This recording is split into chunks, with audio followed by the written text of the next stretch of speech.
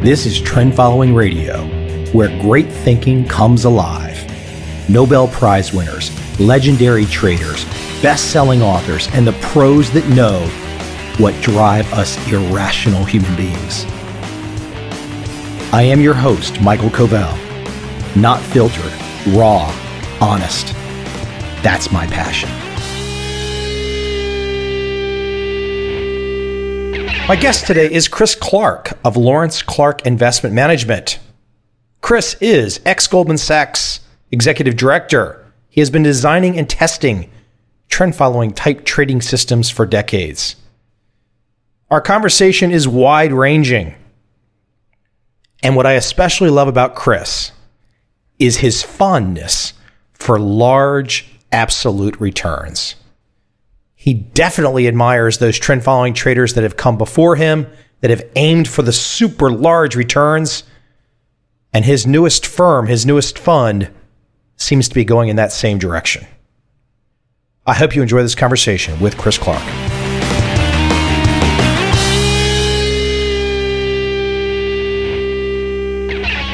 Tim Price, he's our introduction. You guys have known each other for a while, I assume. I've known Tim for about, it must be getting on for about 20 years, actually. I worked with his brother as well. He has a brother who's a proprietary trader at NatWest Markets, where I spent a little bit of time, and he introduced me to Tim, and yeah, I've known Tim very well. He's a friend of mine, yeah. Now let me ask the operative question. There's no right or wrong answer. I happen to share Tim's economic views. So I'm curious if you go to the ledge with us, or do you pull yourself back some? My view on Tim is he's far too optimistic on the world economy at the moment. Oh, so you're worse. Oh, he gets it all from me. I'm 20 times worse than he is. Yeah. Well, I tell you what. Before we jump, I'm just curious, because it's just kind of a fun subject. It's not really where we're going to go today. So here you are. You're a Brit, and you're observing all this chaos going on in Europe. I would have a feeling, because many years ago I had a chance to live in London for a little while. I have a feeling most Brits are sitting back and saying, you know what? I'm glad we kept the pound. Yeah, I think we are. I mean, most of us are horrified by the number of senior sort of government officials that have come so close to being in power over that period of time, who have wanted to take us down that route, and that still want to take us down that route. And, notwithstanding the current Prime Minister, who I feel, perhaps not a single currency, but certainly wants us to closen our ties with Europe. I know we're going to have the referendum next year. I'm in sort of complete dismay that, there are still that many people who want to buy our ticket for the Titanic, to be honest with you. Yeah, and I've been having debates with folks on Facebook today, and they're just like, well, there's nothing wrong if someone can't pay their debt. Just who cares? And I'm thinking, hold on. If I go to the mall and I buy jeans that I can't afford, I can't just not pay my credit card bills. But exactly. It's a whole. That's the problem. The problem stretches right through the global economy. It's not just governments. It's on a personal level as well. Whereby people are maxed out on their credit cards and just get more money thrown at them. And at some point, the reality is going to hit home. And I think, 7 years ago we had the sort of the introduction to the concept that something's not right. Everyone's buried their heads in the sand for 7 years, and I think chickens will be coming home to roost fairly shortly. It's a little unfair to pick on Greece alone. They're the soup du jour, but this problem is global, as you mentioned. It's not just Greece, for sure. No, absolutely. I mean, you look at Japan, and I mean, it makes Europe look like a healthy, well-run economy. America. What are you, 19 trillion in debt and growing? We're 2.5. When you add public sector, private sector, government debt together, I think we're about 2.6 trillion pounds in debt in this country. So, it's the only thing keeping the world afloat at the moment is debt. Well, let's surprise everybody as we start to lay out this bearish economic view. Let's surprise everybody that with those views, that's not exactly what you ground your trading technique and philosophy in, is it? No, it isn't, and that makes, particularly at times like at the moment when I'm sitting here long European equities, it makes it particularly hard to try to separate the personal view, which is a very strong view and one I've had for many years. But but having said that, one thing I've definitely learned is that markets don't really, I've been caught out many times in my earlier career when I used to take views on things by having strong views on something. I was a bear on gold for about sort of 100% of the move up, but I was long, and the same with where we are at the moment. I mean, the price knows more than I do. So you have no. I kind of do the same thing. I have no problem giving an honest view that I don't like some of the things I see in the system. But when it comes to trading, you can go broke with that kind of stuff. Oh, absolutely. You really can. I keep myself amused with a tiny account, which I might sort of trade, less than 1% of our capital in with my own view. And if I come out of a year flat on that, I've probably done a good job because A, I'm flat and haven't lost any money, and B, it's kept me from interfering with our systems, which obviously, I can't do. Chris, let me go back in time a little bit. Let's go back to some early stages. I'm not going to throw out a guess of your age, but I'm guessing 30s, 40s, 50s, somewhere in there. So you've got a little bit of experience, some decades of experience. What was that first trigger where you started to say, where were you at? What were you doing when you started to say, okay, this systematic style of thinking, finding a mathematical edge, where were you? What were you doing when that struck you, that light bulb moment? Yeah, I remember it, actually. You were a part of that, actually, funnily enough. Yeah, I know. It was, now that this is the thing, because, maybe my memory's got hazy, but I was at Goldman Sachs, and I left Goldman Sachs in 1996, but I seem to recall reading your website around the time I was at Goldman Sachs. Maybe you'll correct me on that and say, well, actually, no, it didn't exist then. But it was somewhere in the late 90s, I'm pretty sure, that I paid a small visit to your website and liked what I saw while I was still in banking. I can't take responsibility for that altogether because I was lucky enough to find the turtle story and then try to help make it more popular. But the website went up in October of '96. So. Okay, well, there you go. That's just about the time then, yeah. So, I had a couple of friends in the markets who were technical analysts, and they brought the turtle story across to me, and I found that fascinating. When I was at Goldman Sachs, I don't claim to be any great sort of expert on anything, or no great genius on anything at all. I really don't. But I think when I was a Goldman trader, I was a currency trader there, and I just had an instinctive. Some of the things that turtle traders do, I was doing instinctively before that. I found that if I had money in the bank, then, risk the bank's money, not my own, i.e. sort of, add to winning positions. And I also saw the necessity of having a stop loss. So that's not the turtle rules, but, this concept that bet big when you're winning and, run a mile when you're losing, I think is pretty sort of turtle-esque in its approach. And I sort of instinctively had that. And then obviously I've just refined what we do based on sort of purchasing trading rules, etc., from you actually many years ago, and then really looking more closely at the turtle story. That was a springboard anyway. Now, but you must have found yourself quickly in short order after that kind of initial aha moment to testing and experimenting. How did that process unfold for you?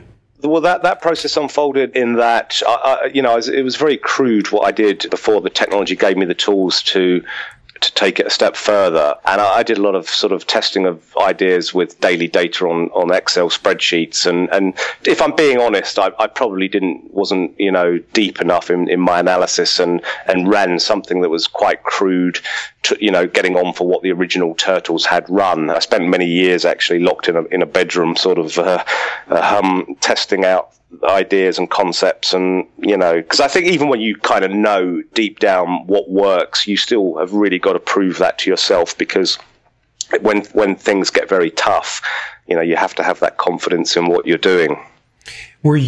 So once you started to go down this path, though, did you really feel like once you had the initial exposure and once you knew what the tools were and the style of thinking, it then became more of a solitary venture for you? Yeah, very, very much so. I just I've always been a bit fascinated with numbers, and it kind of fitted my personality, this whole thing as well.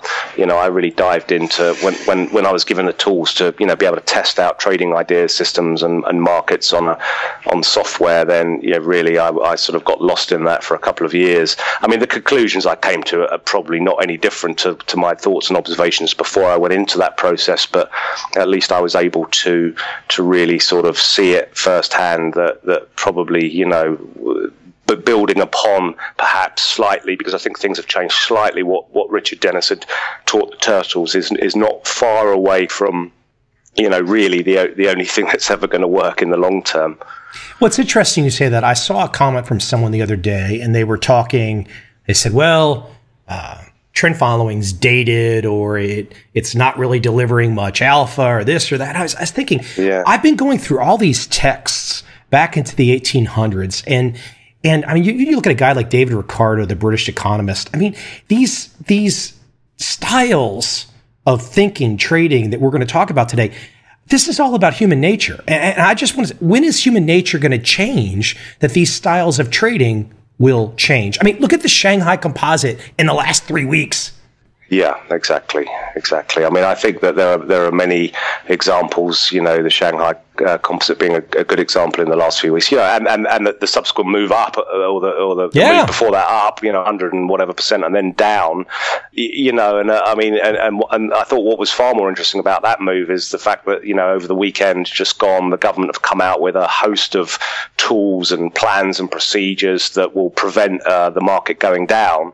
And when you sort of look at what, for another example is Sweden, which has obviously had its own QE program, and that's started to blow up in its face.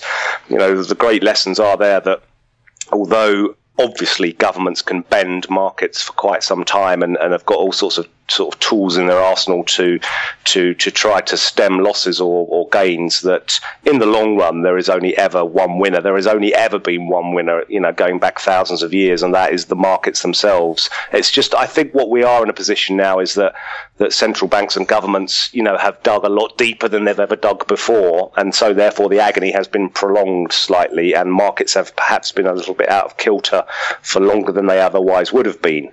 But eventually it will be, as was seen in the Shanghai Composite, it will be, the supply and demand of these products that will dictate the price of them. But as you say that, you are not attempting to tell anyone in the audience that you have a predefined prediction point about when this will all happen. You are not trading based on the economic analysis you just gave, are you?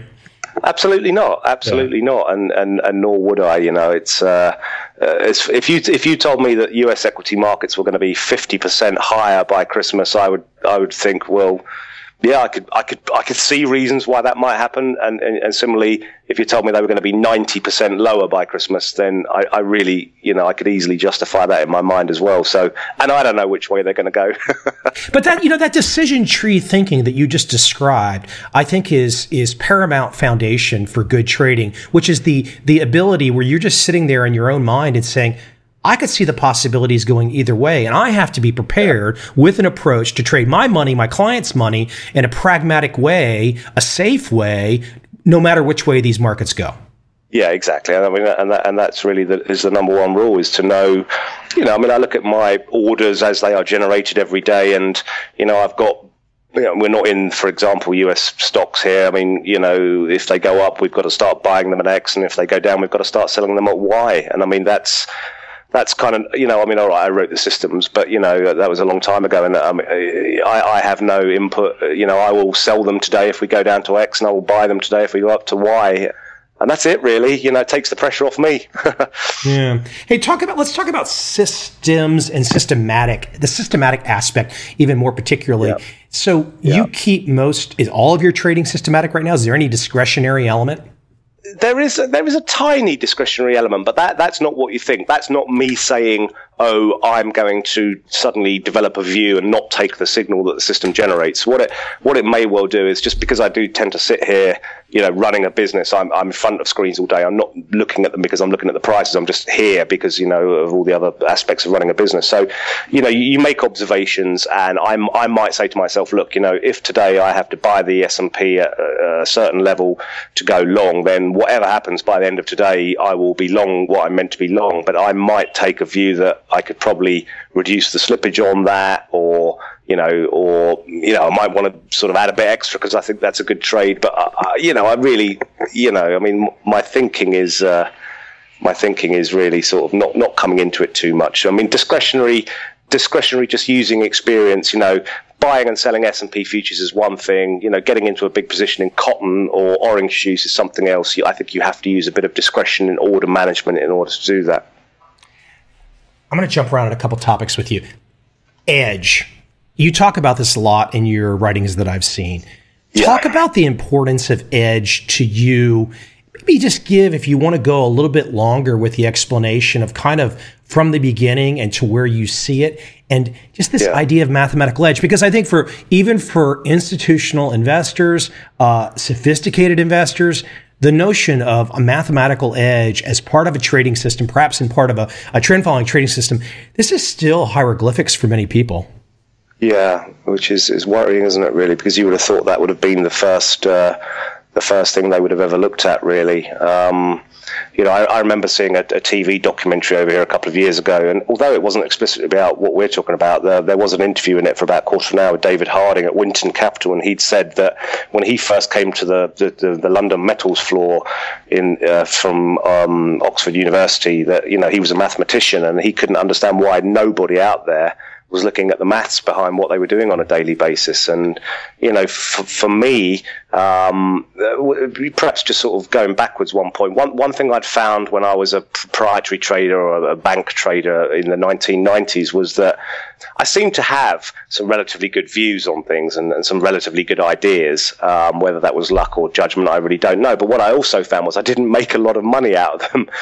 That sort of brought it home to me that really, you need a mathematical edge that is a proven edge, and you need also the ability to run that edge over long periods of time.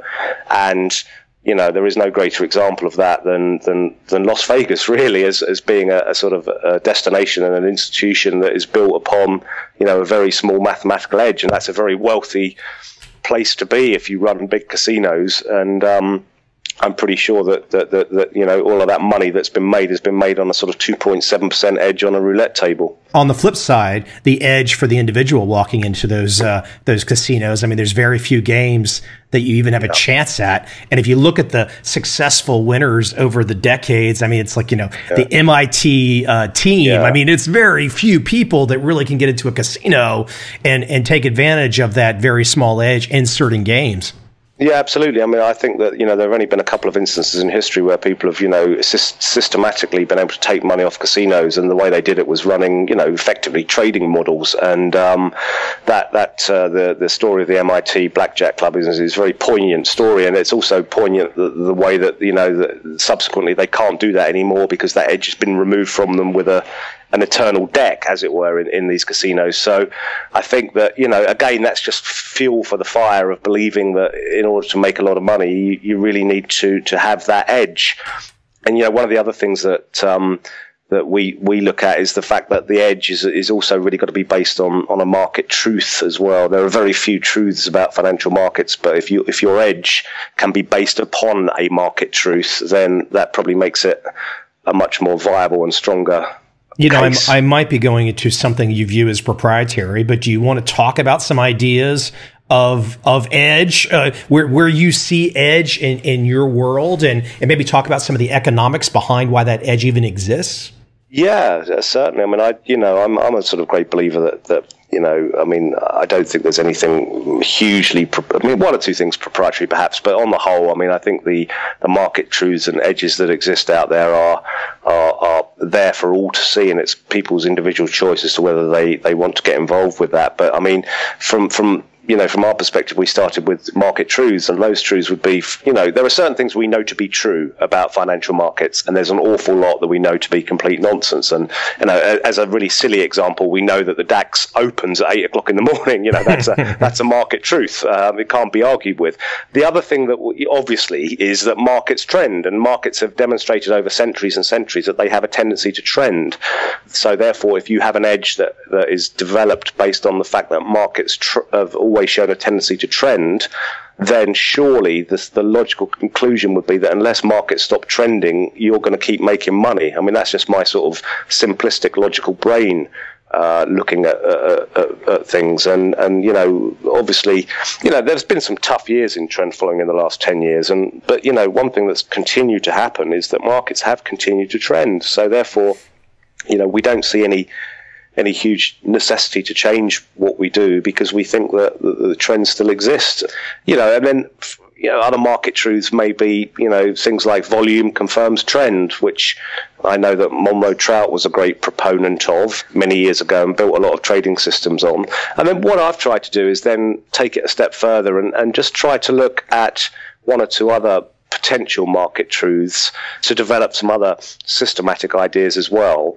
And, that's worked out reasonably nicely. Every time I talk to someone like yourself, this subject never gets, it covers so many areas of human life. And that I still find that after all these years, for me personally, there's this fascination. And I think it's because even though, if for example, if David Harding was on the line, or a Ewan Kirk, or some of these guys that are running massive funds, maybe they would say, well, there's already been this massive acceptance. But I would argue, regardless of how big some large funds are, there has not been massive acceptance. That's just not accurate, I don't think.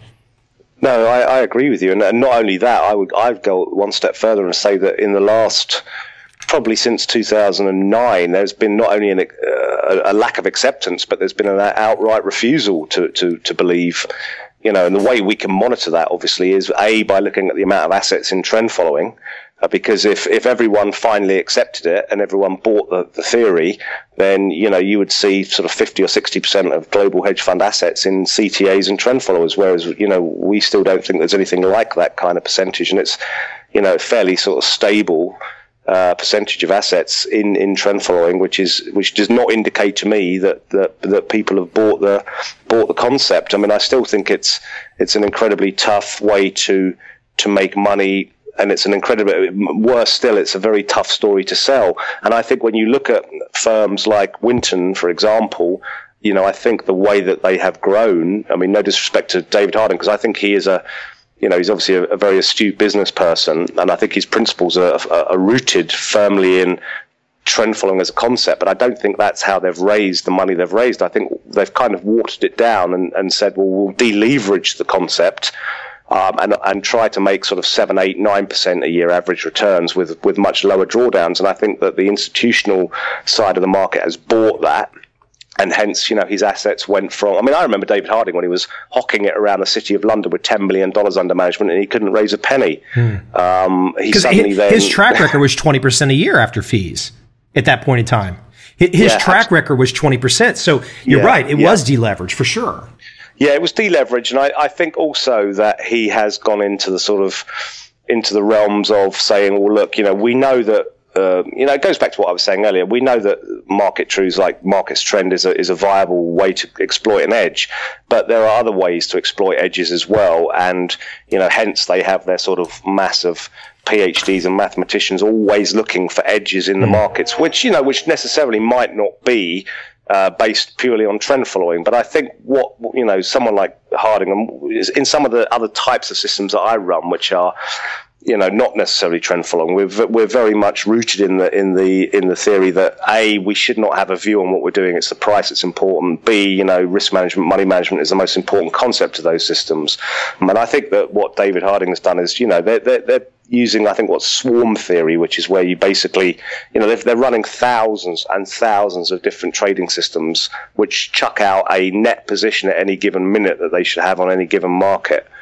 and then deleveraged that package to investors to sell the sort of 10% annual return with a sort of maybe a 10% drawdown at some point. And I think investors have bought that, and good luck to him as well. Yeah, no, I think he's been a good ambassador for trend following for sure, and he's had a lot of success. I think you make an interesting point, which is if you take this particular style of trading, which has its pros and cons, but it definitely has its benefits. And I've seen in your writing where you talk about, quote, extra security in distressed markets. It will be interesting to see when the next October '08 happens, and it will happen.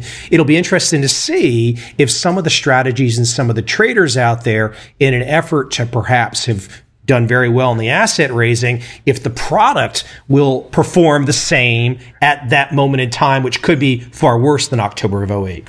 Yeah, as much as you're trying to disguise the cynicism in your voice, I hear what you're saying, and I agree with you entirely. And I mean, the way we have, because I mean, I tend to be sort of quite honest about these things. We've fallen foul to the sort of let's run some other types of systems, in the portfolio of systems that we run. We have gone down that route ourselves, but the way we've protected ourselves going down that route is to say, well, look, at no point ever am I going to expose our business to more than, say, 15 or 20% of the assets in systems that are not based on trend following, because I think trend following is robust and will always work. And as you correctly identify, if we get a September 2008, October 2008 type event, then am I as confident in other types of systems to work? No, absolutely not.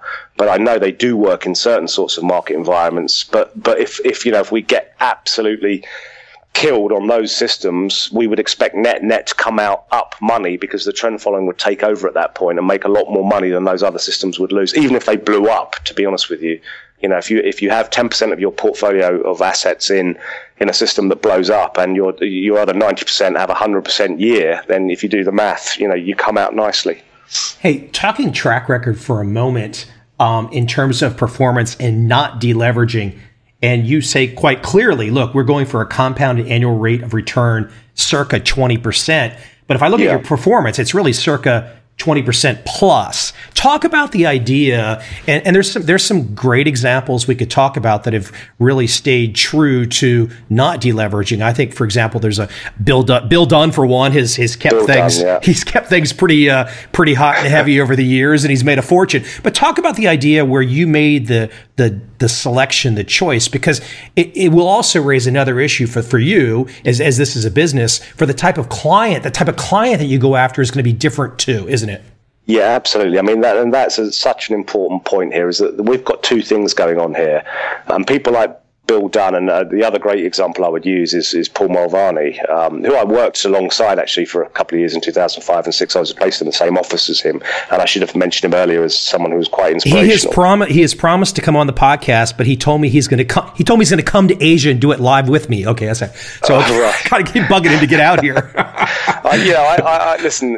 Bill Dunn, fantastic. Absolute legend. But I don't know. For me, it's Paul Mulvaney. I mean, if you want to talk about someone true to their principles, I actually know. I have a friend called Colin Lloyd who worked with raising money for Paul Mulvaney for about 5 years, was part of Mulvaney Capital Management, Colin was, and he's still got, he left many years ago, but he's still got all of his personal money with Mulvaney. And some of the stories, it's like, we've made a fortune in copper this month, and we're going to take some of that off the table, Paul, and Paul's busy doubling up on the size of the position, and it's like, he said, I couldn't bear it. He goes, I went grey early watching that guy trade.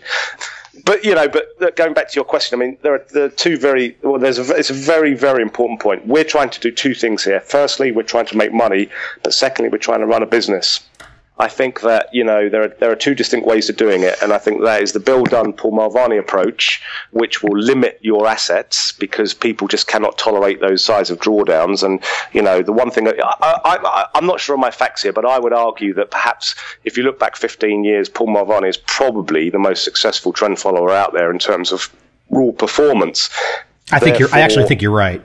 Yeah. So, and therefore one would say, well, why isn't he managing $1 trillion of assets? And why has he never, ever had that exponential leap that Winton Capital had from 10 million to 30 billion? And the reason is absolutely obvious, is that Paul Mulvaney is not a salesperson. He is not someone who's running a business. Well, he is, but he wouldn't see himself as that. He sees himself as a trader who's going to make as much money as he possibly can. You know, I think finding the balance between the two is an important concept. You know, if you're going to raise assets, you're not going to run the Paul Mulvaney model, even though I would argue that you should be able to do that.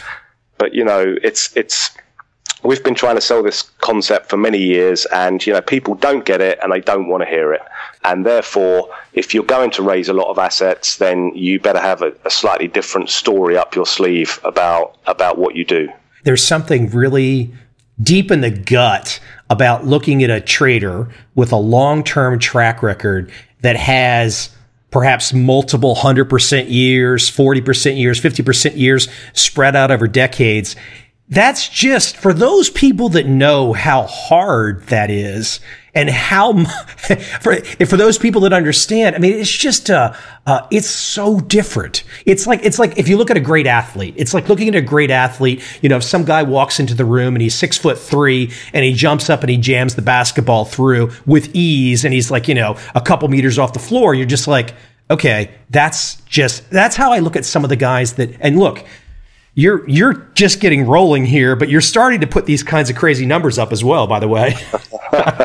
Yeah, well, way to go yet, I think, but we're sort of getting there. But yeah, I mean, I've never been ceased to be amazed. You know, there is so much spoken about sort of great traders or great investors, yet you never hear. You know, as we just said, I mean, Paul Mulvaney is probably the greatest, if just in recent history. I mean, have you ever seen him on CNBC or Bloomberg, or have you ever seen him interviewed in a paper? Probably because he wouldn't do it if he was asked, but I can bet you he's never been asked. And, you know, these are the guys who are truly brilliant people. And then there's the other 99%. But as is per usual, you know, people seem to be drawn to the other 99%, and these guys just sort of go about getting on with what they're doing. And for someone like me, you know, it's just so impressive and so inspirational. Hey, let's talk about one aspect of your program, your world. So you talk about that you're very low risk. And if one looks at your performance, you do see monthly numbers that, in my mind, would quickly jump out as trend following style, up and down. I don't see as many down double-digit percentages in a particular month as I might see in some of the more aggressive traders. But talk about the notion of you being low risk. Yeah, sure. I mean, I think low risk is you know, how I would define, you know, perversely how I would define trend following as an approach. You know, Paul Mulvaney, I think, is low risk, and people would say, well, you know, he has 50% drawdowns. Are you crazy saying something like that? No, I'm not, because that's part of making the money, and you know, he's got a plan in place, and that makes him low risk. I think from our perspective, we risk slightly less, which brings the risk down again. A lot of when I talk about being low risk is also about the way we structure our business and the way we hold money across so many different banks and brokers, because we're so paranoid about another 2008 type event. And also I think that, you know, perhaps this is where, you know, I've used a little bit of discretion in places, and, you know, one or two other sort of algorithms on equity curve algorithms to sort of say, well, look, you know, this is showing all the signs of being a bad month, and therefore I'm going to take some heat off the table. And as soon as I'm proved wrong, as soon as this thing's back above zero, I'm going to, you know, reestablish. But I'm going to just sit a little bit smaller. And, you know, we seem to have got some of that stuff right. But, you know, we've still had some fairly chunky up and down months, but certainly, you know, what it really comes down to is risk per trade. You know, if you risk 2%, you're going to have, you know, massive drawdowns. If you risk 0.5%, you're going to have a lot lower drawdowns. And if you add to winning positions, which we do not necessarily do, we're just vanilla sort of binary, straight in, straight out, then I think those drawdowns get managed to be smaller as well, which is not great because you don't make as much money. But obviously, when you're trying to attract investment capital, you know, it's that balance again. Let me let you take something apart that you just said. You kind of, and I'm paraphrasing a little bit, but you talked about the notion of 50%, a 50% drawdown could be viewed as low risk. And I want you to add into there too, if we think about some of the buy and hold type strategies that have taken look, the NASDAQ in the late 90s, 77%. The Nikkei went down 77%. The Shanghai's just dropped 30% in 3 weeks.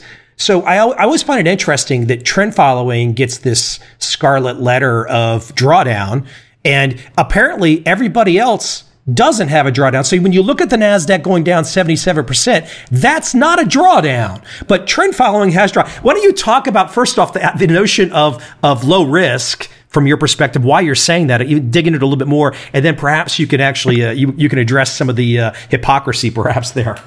Yeah, no, definitely. Well, I mean, we don't equate risk with drawdowns. I mean, drawdowns are, there are a lot of measures of risk that are still used even after 2008, which mystifies me. Whether it be Sharpe ratios, drawdowns, etc. There are a lot of measures of so-called risk that are used, which are not related to risk. I mean, losing money on a drawdown is risk for me is the risk of blowing up, the risk of ruin. And, I mean, trend followers kind of expect these things to happen and plan for them. And, but what I did was some research to take this all one step further, which is to start to look at it from a different angle and say, well, actually, what you could argue is that the deeper the drawdown, or what I've got, and I'll send this to you after the interview, Mike, because it's a fascinating chart, is a list of probably the 30 greatest money managers of all time, of which, no surprise, the top 4 are turtles. But you've got other people on there like Paul Tudor Jones, and there are some equity managers, but they tend to be systematic, etc., etc. And the one thing you notice about anyone who's been in business more than 20 or 30 years and has compounded incredible returns is they have large drawdowns. So therefore, could you not look at it like a 5-year-old and say that if you're going to survive in this business and you're going to make money, then you have to be highly correlated to large drawdowns. So in fact, what large drawdowns are showing is that you've got a better chance of winning and surviving than someone who doesn't have big drawdowns. And I think I read one of the other trend followers recently had said something, I think it was William Eckhart actually, who said that, your performance over time is inversely related to the number of winning trades you have. So the more winning trades you have, the worse your prospects are to make money in the long term and to survive in this business. So therefore, one could argue that seeing Paul Mulvaney's and Bill Dunn's 40, 50, 60% drawdowns is the clearest indication an investor is going to get that they know what they're doing and they have got a likely chance of success going forward. But what I have just said is totally perverse and totally unaccepted by 99% of the entire investment community. But if you have a room full of 5-year-olds, you could probably convince them. Oh, easy. Absolutely. I mean, you could say, look, here's a list of all the guys who've made money and they all have 50% drawdowns. So therefore, I've had a 50% drawdown this year. So what do you think? And they'd all say, that means you're going to make a lot of money in the future. I mean, that's the way they look at it, right? I mean, they kind of look at things in a different sort of way. But, no investor likes sitting through, an 18-month 50% drawdown. But and they still believe that it's possible to compound sort of 1 or 2% every month without drawdowns. And, it's the holy grail, isn't it?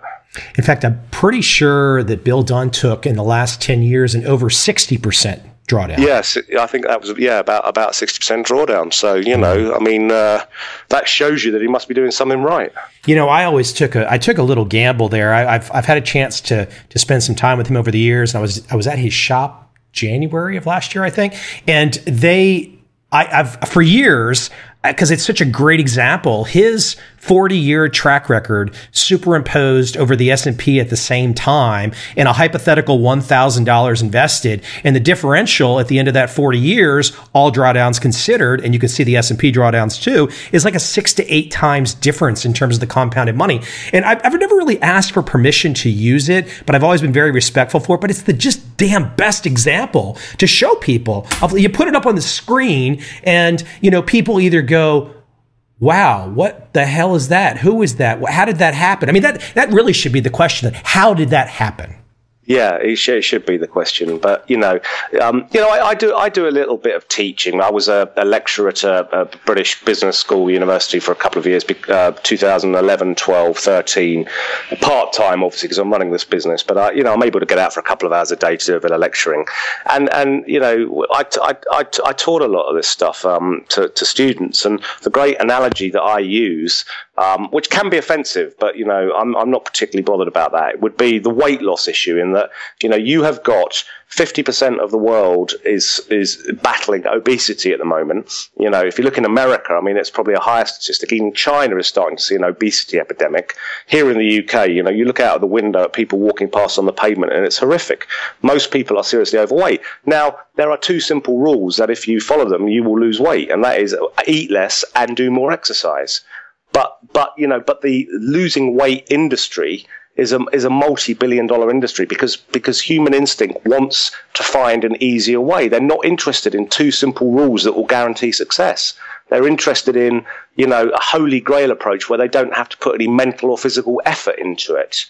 And I always use that analogy with trading. Well, because the question I always get asked, well, if all trading is buying a 50-day or a 100-day or a 200-day high and selling them, the opposite low, why doesn't everyone do it? And I always say, well, why is 50% of the world overweight? They've only got to follow two simple rules.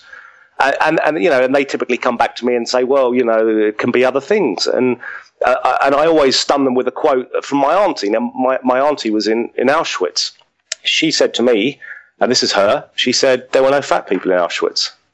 And I think if you think about that, what she's saying is, the rest is just nonsense. If you get worked very hard and you don't eat, you lose weight.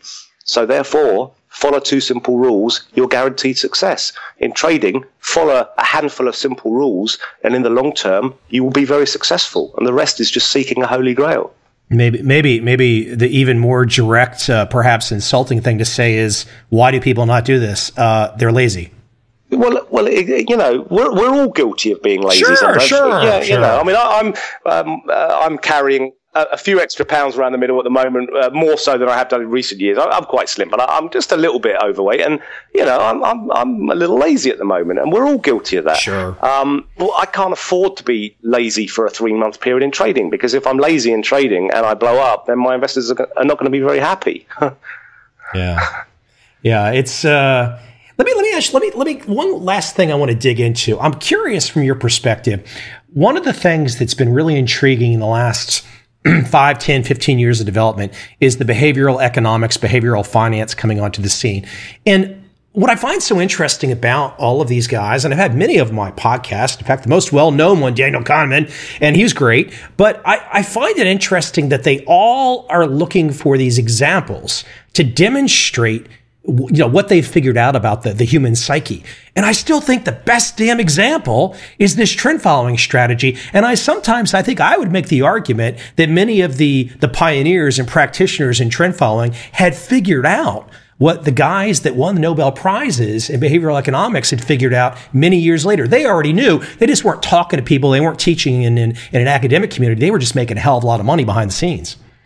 Yeah, no, absolutely. I mean, I agree wholeheartedly. I mean, I think, it is a study in human behavior, and it is a study in human nature and human desires, because it's that part of the brain at work here when money's involved, So if you study psychology and you understand, human desire for sex and food and the next breath, I mean, the emotions and the greed and the fear surrounding those things are the same things that are applied to money.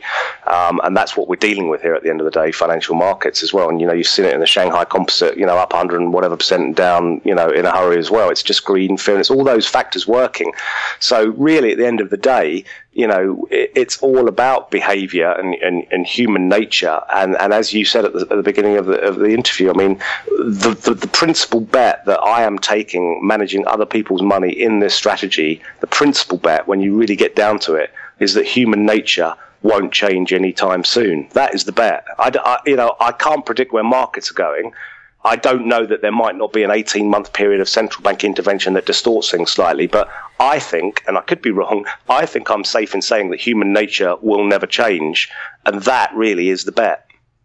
Well, I'll leave it on this. If I can turn on the tube and I can see people, and I'm not just picking on Greece, but if there's crowd celebrations about not paying your bills and everyone's getting excited about that, and you see all the chaos in Europe, and I mean, your human behavior is on full display. There it is. Yeah, I mean, it is truly worrying, and I think you're absolutely right in saying that Greece is it's one country that's in the media at the moment. I mean, particularly when financial markets turn their attitude, but when everyone turns their attentions to Italy, Spain, France, Portugal, all the other countries in Europe, the UK, the US, and Japan, then where are we going to go from there? Because things are truly frightening out there at the moment, and we do need a rebalancing of the whole system and to remind people the way the world really works. I think you're spot on with that. Let's strap it on and hope for some fun in the not too distant future. Yeah, I hope so. Fingers crossed. Hey, Chris, Lawrence Clarke Investment Management. I think if people want to find you, it looks like right now, I would say then they're going to have to find you. Yeah, we're just in the middle. We were talking about being a little bit lazy. I've just gone through a period of transitioning my website into a newer version. We're about 2 weeks away from relaunching our website online, which will be lawrenceclarkeim.com. So we'll be there. In the meantime, if anyone wants to find me, I'm pretty sure they could root me out on the internet. But our website will be back up and running in about 2 or 3 weeks' time. Chris, I appreciate you taking the time. Hopefully we can talk again after all the fun and the October 08 on steroids happens again in the future. I suspect that we'll be chatting again at some point in the next 2 years. Hey, Chris, take care, man. Thank you for the time today. Yeah, thank you very much for the chance.